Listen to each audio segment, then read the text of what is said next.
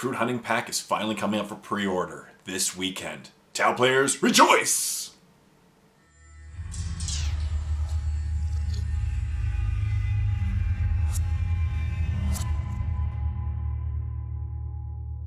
Hey everyone, welcome back to another video. As always, my name is Jay. In this video, I want to talk about the Kroot Hunting Pack, a box set that was revealed about 2 months ago, back in middle of January, and it's all about the Tau. Just like the Dark Angels recently got the Deathwing Assault box set, the Tau are getting the Kroot Hunter box set, and it's filled with Kroot. Of course, the theme about it is Kroot, and of course you get a pre-edition codex, you get a pre-release codex, of course, a pre-release set of cards, and a bunch of Kroot. And so, of course, it's coming up for pre-order this weekend. Originally, I said that the Deathwing Assault box, I thought it was a limited, I didn't think it was a limited edition box, because it just said, temporarily out of stock. But now, if you look at the Games Workshop website, it's just out of stock. It's sold out, it's not coming back. With that being said, I can pretty much go to any one of my local stores that sells 40K, and there's still boxes of it. It wasn't that popular. But that's a different story. So now it's all about Tau's turn to have some fun, and I'm actually really excited for this box. I'm not buying it myself because I don't play Tau, but I think a lot of Tau players will be liking this box set and picking it up. It looks really, really cool. The models look awesome, and I love Kroot. I love Kroot so much. A little bit of backstory. So I have like 12 armies that I play. 10 or 11 armies. I've only ever given away one army that I wasn't interested in, and it was Tau. I played Tau back in 5th edition, and I was so bored. I didn't like it, and it's just not my style. I love the models, I love the aesthetic of the models, but what really bugged me about Tau was how one-dimensional I felt their play style was, right? It's all about shoot. And then you shoot, and then you shoot some more, and you maneuver, and you shoot, and you hide, and shoot, and shoot, and shoot. And shoot, right? No psychic phase. A lot of times you'd be standing still and just shooting. So not much of a movement phase. Now there's a bit of maneuverability, like you drop in and then you shoot. And then you shoot and shoot and shoot some more. You don't assault, because Tau don't assault. And then if you get assaulted, you shoot some more with Overwatch. Like that was in 5th edition, but other editions. So Tau are kind of the army that I gave away, and I don't really regret it. It's that I love the aesthetic of them. I love the anime style of the Tau, and I love the Kroot. I just never felt that it was an army that really appealed to me because I felt it was one-dimensional. I really did. I love orcs, where you could be a salty or shooty or some combination of both, and that was usually it. Tyranids, same thing. All the Space Marine chapters, same thing. They're good at anything. They're kind of good at everything, right? But Tau only shooting.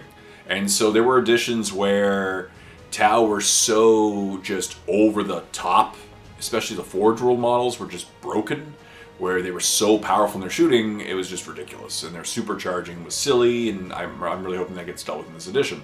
But that's my little blurb. As I said, Tau, cool. But I actually love the Kroot. Kroot are a great part of the Tau, because Kroot actually bring that balance to the Tau, and I'm really hoping, I haven't seen the rules yet for the Kroot, but I'm really hoping that they bring the balance to the Tau army, so they have some assault, right? They bring some dimension to their game, some maneuverability, some troops that you can run around, and I love the Beast Rider guys. They're just awesome. Right, like they really remind me of the orcs that have the squig riders. These ones you have these guys. So I'm really hoping it brings some assault dimension to the game, and it makes it more interesting. Right, I do feel that this edition is slightly less shooting based than the previous edition, a couple editions, but it's still very heavy on the shooting. And as I said, I've played against Tau a bunch of times. I've played as Tau several times. I found it to be a very one-dimensional army. I really hope this brings some dimension. But let's get all to the Kroot Hunting Pack. As I mentioned in a previous video, here is a picture of the Kroot Hunting Pack. In the Kroot Hunting Pack, you get a codex, of course, a set of cards, 20 Kroot Carnivores, a Krootox Rider, 3 Krootox Rampagers. And they're the ones that I mentioned that are really cool. They kind of remind me of the Beast Boys. Orcs, right? The Beast Riders. A Kroot Flesh Shaper, who's kind of like a lieutenant. you know, if you're taking Space Marines, and of course a Kroot Warshaper, who's more of the captain, right? So the Kroot Warshaper would be really the stronger HQ choice. Kroot Fleshshaper is a character as well, but then you get 20 Kroot Carnivores, Kroot Rider, and 3 Kroot Rampagers. Overall, these models look phenomenal. I love the look of them. I love the character. The poses are dynamic. I really like the look of the... I think it's a significant improvement over previous editions, and I think it's way cooler looking than the Dark Angels one. And I don't even play the army. Really. I think it's going to be a very popular box. I think the Tau players are going to jump for it because there's a lot of Tau players out there. They want to get their hands on the Codex early. The cards are a part of it. And, of course, all the Kroot. And I'm really hoping that the rules will make the Kroot worth it. Now, that being said, we didn't see that happen really with the Dark Angels. The Knights just got improved with points, which is good, but the Knights got nerfed pretty hard. And so do the Terminators. The Deathwing Assault Box is not really where the strength of the army lies, and I'm really hoping that is not the case for the Kroot Hunter Pack box. I really hope it is a strong part, but I look forward to a lot of people playing them on the tabletop. They look phenomenal. I'm assuming it's going to be the same price. It was $270 Canadian. I think it was like $220 or $230 American. I'd assume it'd be the same price because there's still tons of value in the box. You get 20, you know, the Codex in Canadian, the Codex and the cards alone is $100 now. It's $60 for Codex in Canada, $40 for the cards. So there's tons of value in it. As I said, the models look awesome. I think it's going to be cool.